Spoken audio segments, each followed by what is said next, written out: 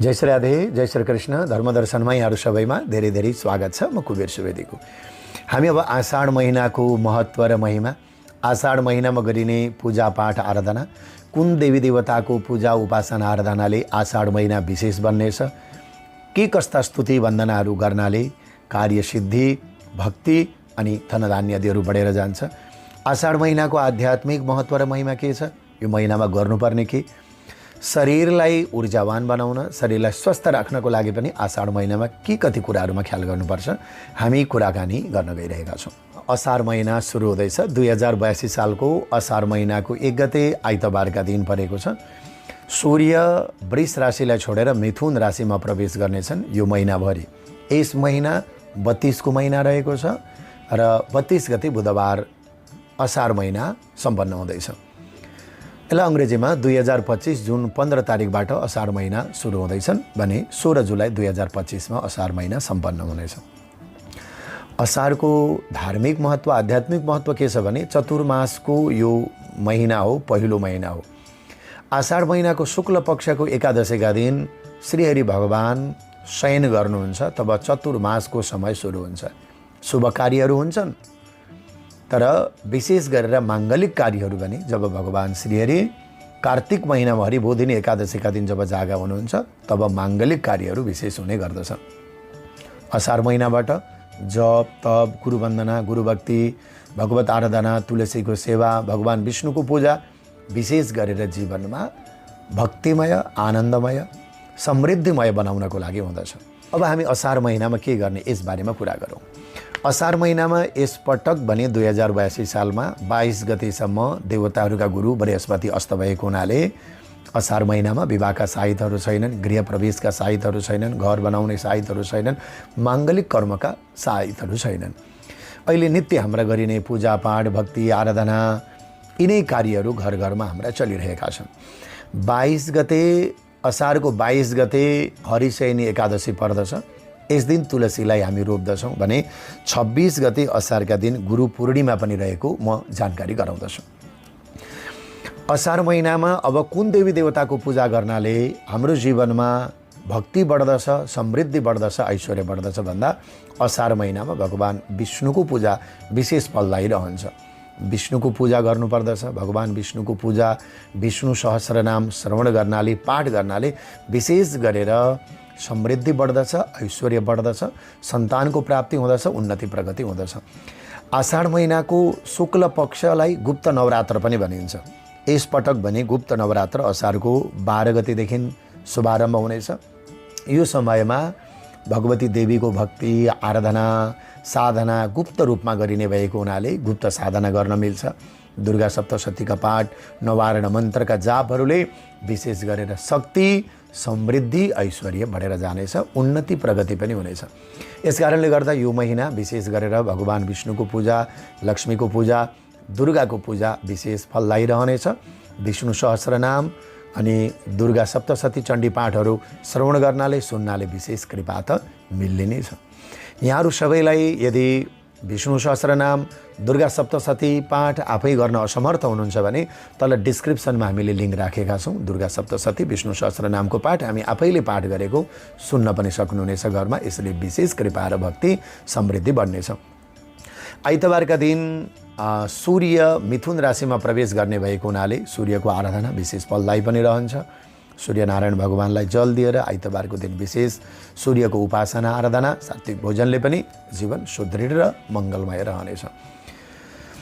आषाढ महिनामा भगवान श्रीहरि विष्णु त शयन गर्नु नै हुन्छ, तर जति भगवान विष्णु शयन गर्नुहुन्छ, विष्णु शयन गरेको बेला माङ्गलिक कार्यहरू त हुँदैनन्। आषाढदेखि कार्तिक महिनासम्म विवाहहरू हुँदैनन्, साहित्यहरू हुँदैनन्, तर जप, ध्यान, निष्ठा, तुलसीको सेवा हुने गर्दछ। आषाढ महिनामा तुलसीको पूजन, तुलसीको सेवा, तुलसीलाई रोप्नु पनि विशेष धनधान्य समृद्धि बढाउनेवाला हुन्छ। आषाढ महिनाको एकादशीदेखि कार्तिक महिनाको एकादशीसम्म तुलसीको मोठ सजाएर, रोपेर, तुलसीलाई बत्ती बालेर विशेष प्रार्थना गर्नाले मनुष्य जीवन सार्थक र सफल हुन्छ, जसलाई चतुर्मासको समय पनि भनिन्छ। 2082 सालमा यो चतुर्मासको समयमा अधिक मास पर्दैन। यसपटक अधिक मास भने 2083 सालको वैशाख महिनामा पनि पर्ने म हाम्रा सम्पूर्ण धर्मदर्शनका फलोअर्सहरूलाई भगवत प्रेमीजनहरूलाई पनि जानकारी गराउँदछु। अब असार महिनामा के छ भने अर्को यो वर्षायामको समय हो। अब वर्षा ऋतु प्रारम्भ हुँदैछ, पानीहरू पर्छ र यो समयमा गर्मी पनि ज्यादा बढेको हुन्छ र असार महिनाबाट गर्मीको लेभल घट्न थाल्दछ। त्यसैले सङ्क्रमणको समय पनि हो। अनेक प्रकारका रोगहरू लाग्ने, सङ्क्रमण हुने, खानपानका कुराहरूलाई हामीले सावधानी रहेनौँ भने धेरै ठुला रोगहरू, सङ्क्रमणहरूको शिकार बन्नुपर्छ, रोगहरूले घेर्न सक्छन्।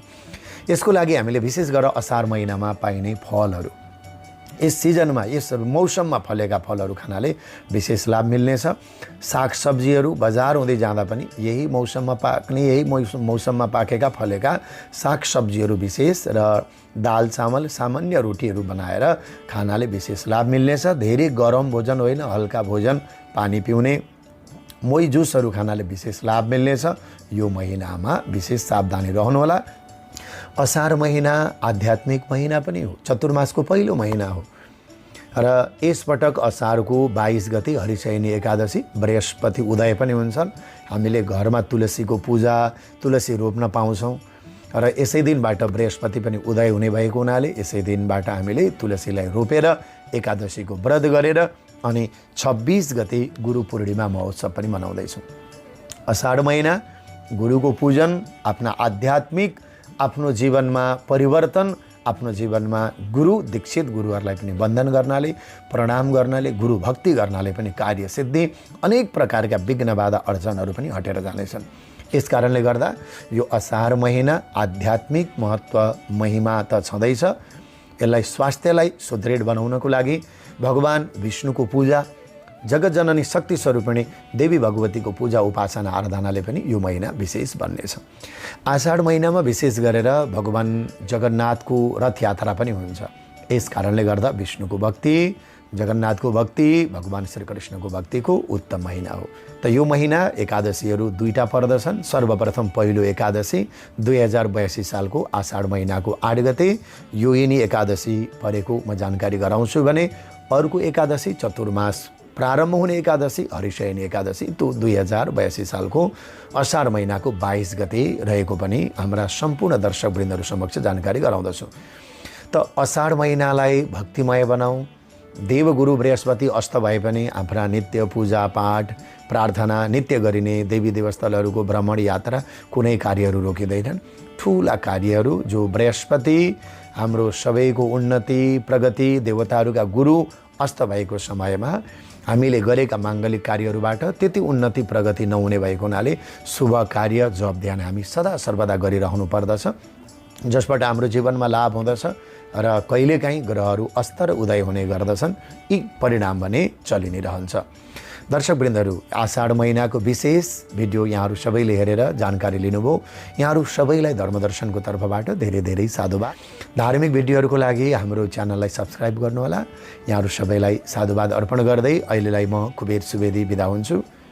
जय श्री राधे, जय श्री कृष्ण, हरि ओम। सत्सङ्गबाट समाधानको दर्शन, धर्मदर्शन।